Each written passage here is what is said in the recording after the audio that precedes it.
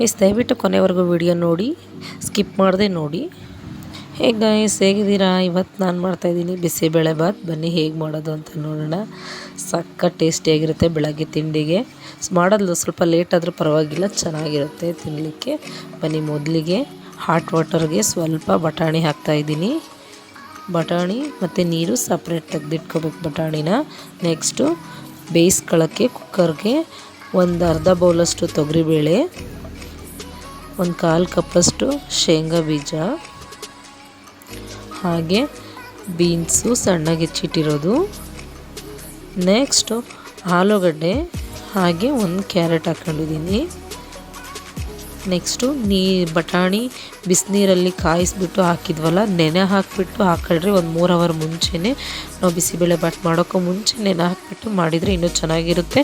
ನಾನು ಹಾಗೆ ಬಿಸಿನೀರು ಕಾಯಿಸ್ಬಿಟ್ಟು ಅದರಲ್ಲಿ ಬಟಾಣಿ ಹಾಕಿ ಸಪ್ರೇಟ್ ಮಾಡಿಕೊಂಡು ಹಾಕಿದ್ದೀನಿ.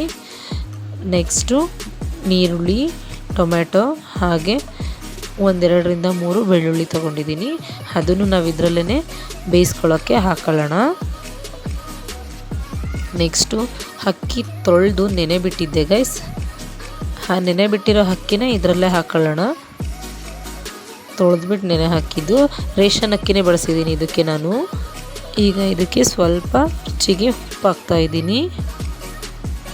ಇದನ್ನೆಲ್ಲ ನೀಟಾಗಿ ಮಿಕ್ಸ್ ಮಾಡ್ಕೊಳ್ಳೋಣ. ಯಾಕಂದರೆ ಎಲ್ಲ ಬಂದು ಮೇಲ್ಗಡೆನೇ ನಿಂತುಬಿಡುತ್ತೆ ತರಕಾರಿ ಎಲ್ಲ. ಸೊ ಅದಕ್ಕೆ ಬೇಳೆನ ಜೊತೆಗೆ ಹಾಕ್ರಿ, ಚೆನ್ನಾಗಿ ಬೇಯುತ್ತೆ. ಬೇಳೆ ಅಂಗಡಿ ಬೇಳೆ ಆದರೆ ಚೆನ್ನಾಗೇ ಬೇಯುತ್ತೆ, ಏನು ಸಮಸ್ಯೆ ಇಲ್ಲ. ಹೊಲದ ಬೇಳೆ ಆದರೆ ನೀವು ಸಪ್ರೇಟಾಗಿ 1 ವಿಷಲ್ 2 ವಿಷಲ್ ಕೂಗಿಸ್ಬಿಟ್ಟು ಇದರಲ್ಲಿ ಹಾಕಿ ಮತ್ತೆ ವಿಷಲ್ ಹೊಡ್ಸ್ಕೊಳ್ಳಿ, ಹಾಗೆ ಚೆನ್ನಾಗಿ ಬರುತ್ತೆ ನೋಡಿ. ನೆಕ್ಸ್ಟು ನೀರು ಹಾಕಿದ್ದೀನಿ. ನೀರು ಸ್ವಲ್ಪ ಜಾಸ್ತಿನೇ ಹಾಕ್ಕೊಳ್ಳಿ, ಯಾಕಂದರೆ ಬಿಸಿಬೇಳೆ ಬಾತ್ ಅಂದರೆ ತೆಳ್ಳ ಇರಬೇಕಲ್ವ, ತಿನ್ನಲಿಕ್ಕೆ ಗಟ್ಟಿ ಇದ್ದರೆ ಚೆನ್ನಾಗಿರಲ್ಲ. ಅದೆಷ್ಟೇ ತೆಳ್ಳ ಮಾಡಿದ್ರೂ ಸ್ವಲ್ಪ ಬಿಸಿ ಹಾರ್ತಾ ಇದಾಗ್ಬಿಡುತ್ತೆ, ಏನಾಗುತ್ತೆ ಗಟ್ಟಿ ಆಗಿಬಿಡುತ್ತೆ, ತಿನ್ನೋಕ್ಕಾಗಲ್ಲ ಆ ಥರ. ನೆಕ್ಸ್ಟು ಅದು ವಿಷಲ್ ಹೊಡ್ಸ್ಕೊಳ್ತಾ ಇರೋಣ. ಅಷ್ಟರಲ್ಲಿ ವಿಷಲ್ ಆಗೋದ್ರಲ್ಲಿ ಗೊಜ್ಜು ರೆಡಿ ಮಾಡ್ಕೊಳ್ಳೋಣ. ಬಿಸಿಬೇಳೆ ಬಾತ್ಗೆ ಎಣ್ಣೆ ಕಾಯಿಸ್ಕೊಂಡು ಸಾಸಿವೆ ಹಾಕಿದ್ದೀನಿ. ನೆಕ್ಸ್ಟ್ ಇವಾಗ ಕರಿಬೇವು ಹಾಕ್ಕೊಳ್ತಾ ಇದ್ದೀನಿ. ಈರುಳ್ಳಿ, ಹಾಗೆ ಒಗ್ಗರಣೆಗೆ ಈರುಳ್ಳಿ ಚೆನ್ನಾಗಿ ಬಾಡಿಸ್ಕೊಳ್ಳಿ ಎಣ್ಣೆಲಿ. ಟೊಮೆಟೊ ಹಾಕ್ತಾಯಿದ್ದೀನಿ. ಟೊಮೆಟೊ ಚೆನ್ನಾಗಿ ಸ್ಮೂತ್ ಆಗಬೇಕು, ಎಣ್ಣೆಲೇ ಬಾಡಿಸ್ಕೊಳ್ಳಿ ಚೆನ್ನಾಗಿ. ಅದು ಮ್ಯಾಶ್ ಆದಷ್ಟು ತಿನ್ನೋಕ್ಕೆ ರುಚಿ ಚೆನ್ನಾಗಿರುತ್ತೆ. 1/4 ಟೀ ಸ್ಪೂನಷ್ಟು ಅರಿಶಿನ ಪುಡಿ ಹಾಕಿದ್ದೀನಿ. ರುಚಿಗೆ ಸ್ವಲ್ಪ ಉಪ್ಪು, ಅದಕ್ಕೆ ಸ್ವಲ್ಪ ಹಾಕಿದ್ದೀವಲ್ವ ಬೇಯಿಸ್ಕೊಳ್ಳಿಕ್ಕೆ, ಸೊ ಅದಕ್ಕೆ ಇದಕ್ಕೆ ಸ್ವಲ್ಪ ಹಾಕೊಳ್ಳಿ. ನೋಡಿ, ನಿಮಗೆ ಎಷ್ಟು ಬೇಕಷ್ಟು ನೋಡಿ ಹಾಕೊಳ್ಳಿ. ನಾನು ಯಾವುದೇ ಥರ ಅಳತೆ ಹೇಳೋದಿಲ್ಲ, ಯಾಕಂದರೆ ನಾವು ಎಷ್ಟು ಜನಕ್ಕೆ ಮಾಡ್ಕೊಂಡಿದ್ದೀವೋ ನೀವು ಅದೆಷ್ಟೇ ಜನಕ್ಕೆ ಮಾಡೋಕ್ಕಾಗುತ್ತೋ ಇಲ್ವೋ ಅಂತ.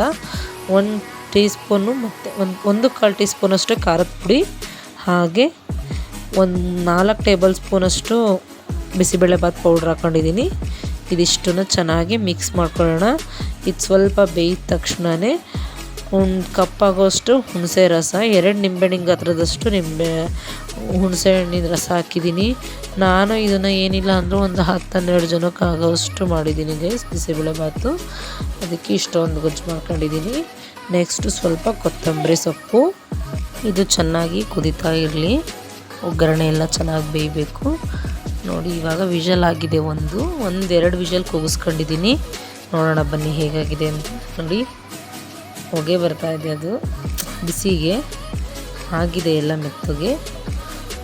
ಇದಕ್ಕೆ ಸ್ವಲ್ಪ ನೀವು ಇನ್ನೂ ತೆಳ್ಳಬೇಕು ಅಂದರೆ ಸ್ವಲ್ಪ ನೀರು ಹಾಕ್ಬಿಟ್ಟು ಚೆನ್ನಾಗಿ ಇನ್ನೊಂದು ಕುದಿಸ್ಕೊಳ್ರಿ. ಅನ್ನ ಹಾಕಿ ಚೆನ್ನಾಗಿ ಮಿಕ್ಸ್ ಮಾಡಿದ್ದೀನಿ. ಆ ಬೇಯಿಸಿರೋದು ಎಲ್ಲ ತರಕಾರಿ, ಬೆಳ್ಳುಳ್ಳಿ ಎಲ್ಲ ಏನು ಹಾಕಿದ್ವಿ ಆಗಲೇ ಅದೆಲ್ಲ ಹಾಕಿ ಚೆನ್ನಾಗಿ ಬೇಯಿಸ್ಕೊಳ್ತಾ ಇದ್ದೀವಿ. ಗೊಜ್ಜು ಸ್ವಲ್ಪ ಕಮ್ಮಿ ಆಗಿದೆ ಅಂದ್ಬಿಟ್ಟು ನಾನು ಹಾಕ್ಕೊಂಡೆ. ನೋಡಿ, ಇಷ್ಟ ಗೈಸ್. ಚೆನ್ನಾಗಿ ಮಿಕ್ಸ್ ಮಾಡಿಕೊಂಡು ಬಿಸಿಬೇಳೆ ಬಾತ್ಗೆ ಸ್ವಲ್ಪ ಖಾರ ಹಾಕ್ಕೊಂಡು ತಿಂತಾಯಿದ್ರೆ ಸಖತ್ತಾಗಿರುತ್ತೆ. Thanks for watching. ವಿಡಿಯೋ ಕೊನೆಯವರೆಗೂ ನೋಡಿದ್ದಕ್ಕಾಗಿ ಧನ್ಯವಾದಗಳು. ನಮ್ಮ ಚಾನಲ್ನ ಸಬ್ಸ್ಕ್ರೈಬ್ ಮಾಡೋದು ಮರಿಬೇಡಿ ಪ್ಲೀಸ್. ಲೈಕ್ ಮಾಡಿಬಿಟ್ಟು ವಿಡಿಯೋ ನೋಡಿರಿ ಅಂತ ಹೇಳೋಕ್ಕೆ ಇಷ್ಟಪಡ್ತೀನಿ. Thanks for watching guys.